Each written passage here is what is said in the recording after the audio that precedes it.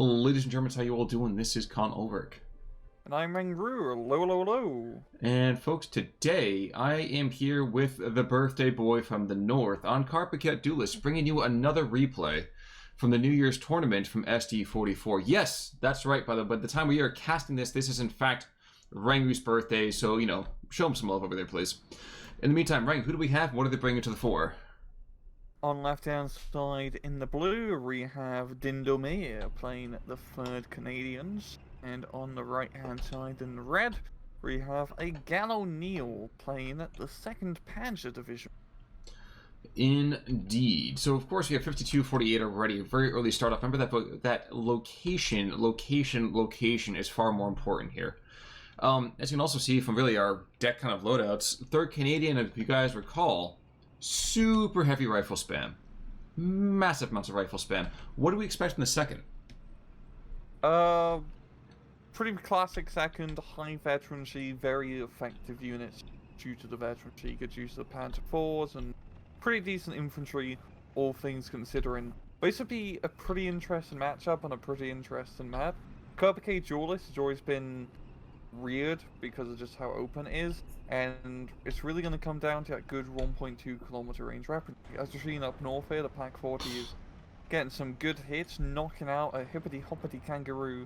I feel like, yeah, the Canadians don't really get any 1.2 kilometer AT till B-phase Fireflies, except potential 17 pounders.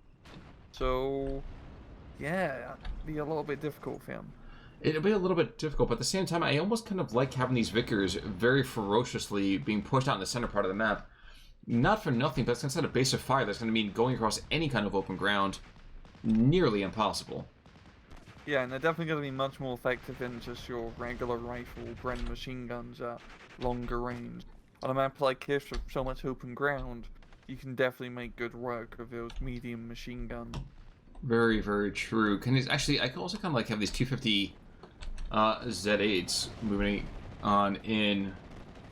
No, these guys right here was that I can't think of this. 75 mil, 37. Okay. So 75 mil short barrel cannons. So those things acting like kind of those almost assault gunny kind of ideas.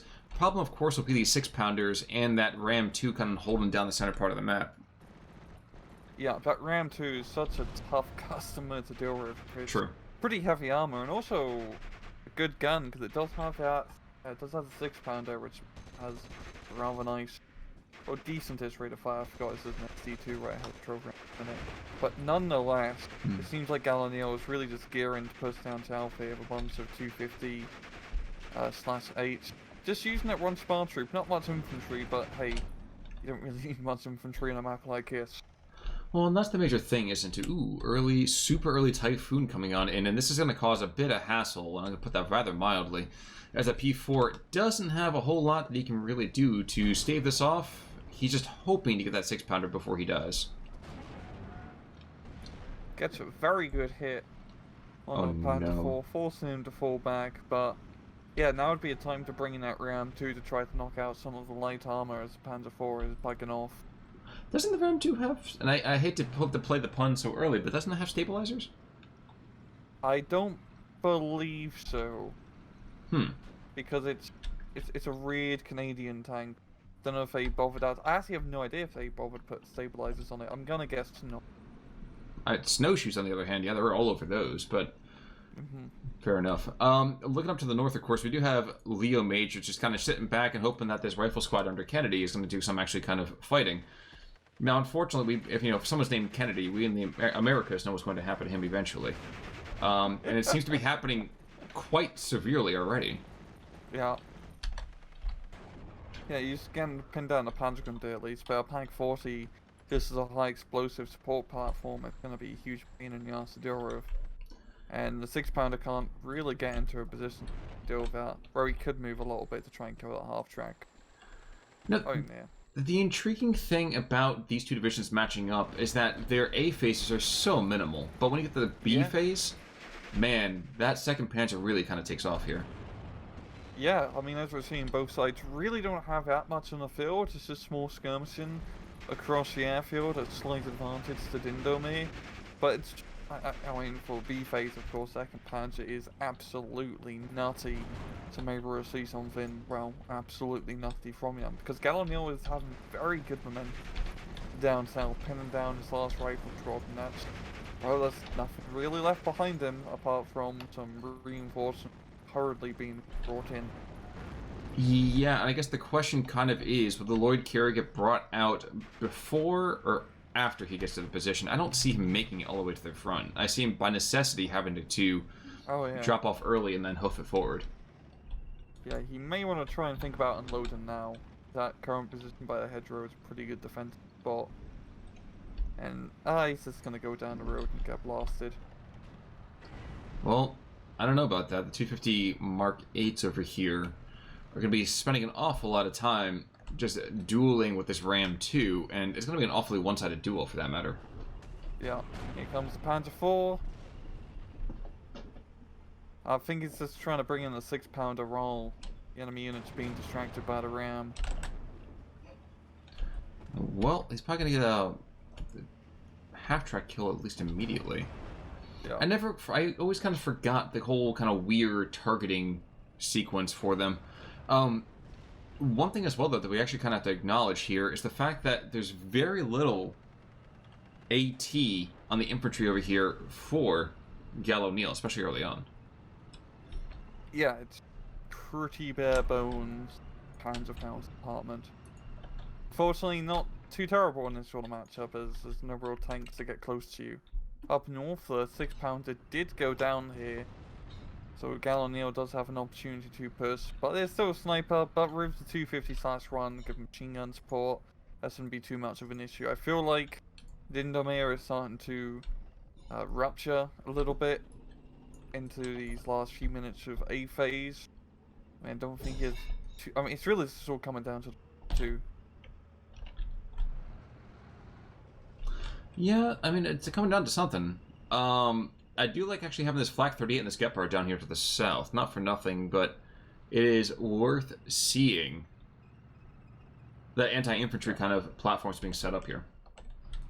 Yep, and second Panzer does have a very cool bonus of having the Gepard tow in the Flak 20mm. So it's a good, like, 2-for-1 bonus in terms of availability. Now, the unfortunate thing is that he called it into the south, which, of course, made the north. I was like, aha, the north shall rise again. And thus there was much wailing and gnashing of teeth. Also, we're having a slap fight down to the south between a half-track and a Lynx. And the rest of the animal kingdom is getting involved as well, with the kangaroo also firing on them now. Yeah. Yeah. It feels like Dindomir's been not doing all that groovy in his A phase, but he is actually ups in terms of points, which is quite surprising. It feels like Gal does have the powerful weapons on the field, but Dindo is just managing to hold onto his ground. Not for nothing, though, that would always seem to be the kind of standard thing, though, for the Canadians. The Canadians are desperate to take territory early on. They want to go and kind of bite and hold, because so much of their equipment tends to kind of drop off as the game goes later and later. Yeah. GalOneill's getting a pretty gnarly tank force here down south, bringing the Panzer III leader to buff up his Panzer IVs. And yeah, that's like a pretty good force with the 250/8, getting some very good hits on the Ram. So this is going to be a pretty nasty thing to deal with heading into B phase.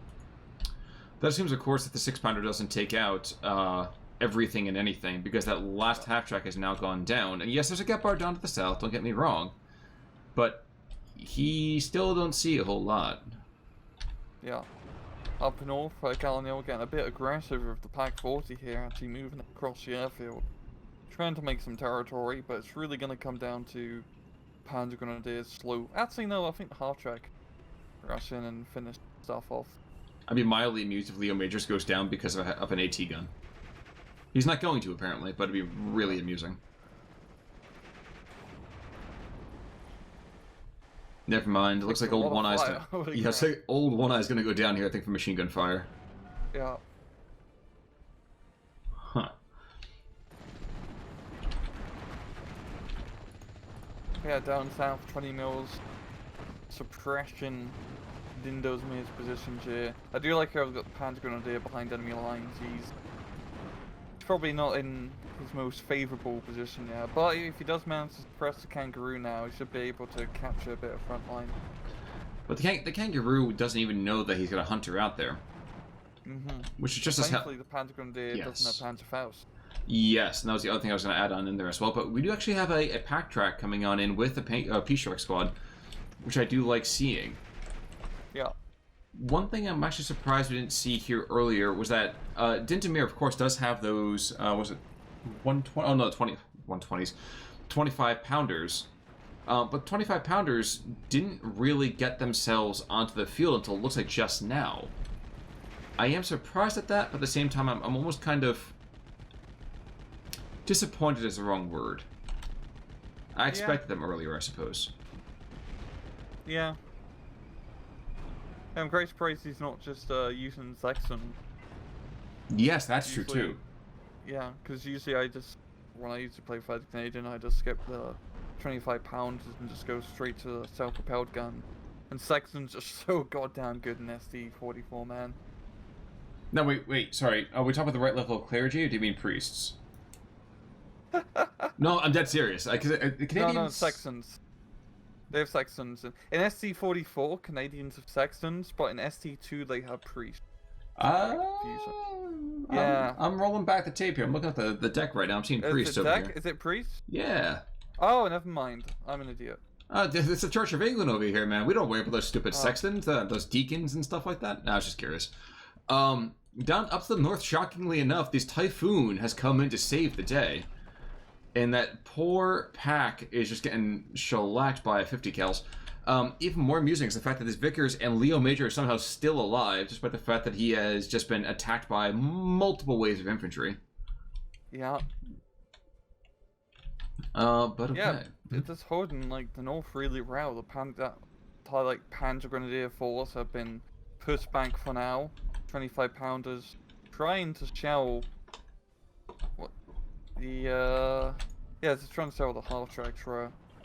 But yeah, Leo Major finally does go down to an anti-tank gun half-track, which is very anemic in the high explosives department.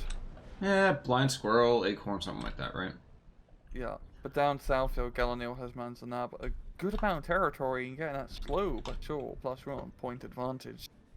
Well, and even more so, he's been able to take on another 6-pounder. And while there's, what, 6-pounders, Wolverines, Achilles, 17-pounders, a lot of junk going on here. They're still quite expensive, and it's still really, really difficult to hoof one of those things in from the back lines. Yeah. Well, we're seeing the flak 20 mil being brought on forwards to start kind of putting some fire down on to the 6-pounder that survived. The thing goes down. Sherman 3 is going to go and get its own kind of licks in on 66, but yeah, the third's line's looking actually rather thin. Yeah, they really do not have much on the field. He really just spent the last 2 investment takes getting these Shermans, so they're really gonna have to pay off.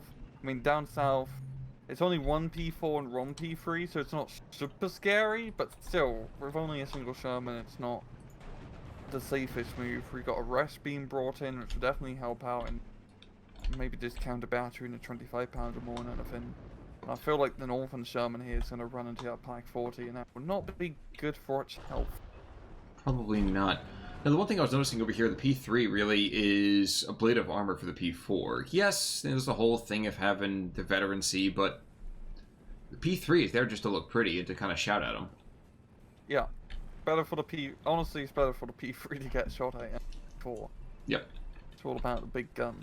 And the P3 has a not-so-big gun. I'm also a little confused by this Tripolston call in the middle of the map. I mean, I love the gutsiness of it, but I'm not sure I like that very much. Yeah, I mean, there's no enemy aircraft to worry about right now. He really needs, like, infantry and frontline units to hold.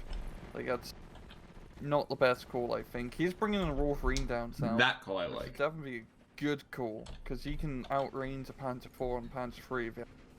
I forgot, Canadians do get Wolverines, and they are, like, not bad units at all. Dude, Hugh Jackman, man. They definitely get that. Pack 40 takes a shot at the Sherman up north. Doesn't quite hit it, but there's what's that coming in here now? Is that another Pack 40 coming in? It's gotta be.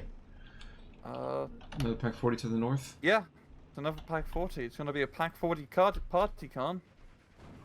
That is not going to be an ideal situation, obviously. Now, the question is, P-Shrek is kind of trying to creep on in on this tank. I don't think he's going to get close enough, because the second he gets seen, he's going to be obliterated by the Tripolston. Yeah, and he got a second... What is he doing? Why is he getting a second Tripolston? I understand wanting to have anti-air before enemy airplanes come out, but he really must realize he needs, like, proper frontline units. Like, he needs some infantry down south, some anti-tank guns. He can really... I feel like he could pull this back. Like, he's not going great with the +2 disadvantage Trojan, but get some infantry in that northern factory to secure it. Some infantry down south to catch territory. Use the Wolverine to blow some stuff up. He did lose to Sherman, but, well, he still has the Wolverine. True. True. I think for me, we've talked about this we kind of alluded to it early on in terms of Carpiquet Duelists.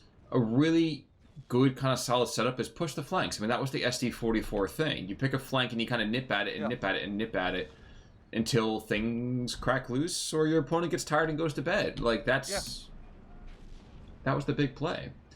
And we're definitely seeing it over here from GalOneill quite a bit. I honestly forgot how good spot troops actually were, too. Good God. Like, not bad, because even just one MG42 can do a decent amount of damage on a C44.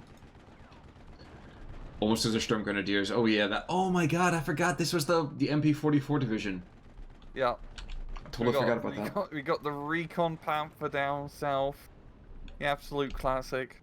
It wouldn't be a Eugene Systems game if the Recon tab was slowly, like, meta creeped.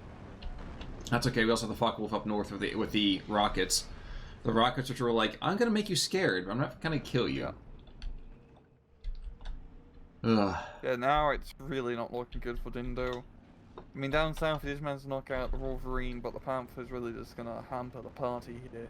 Well, shocking decision to have the Focke-Wulf go after the Tripolston. That was a little bit nutty as well. Cannons.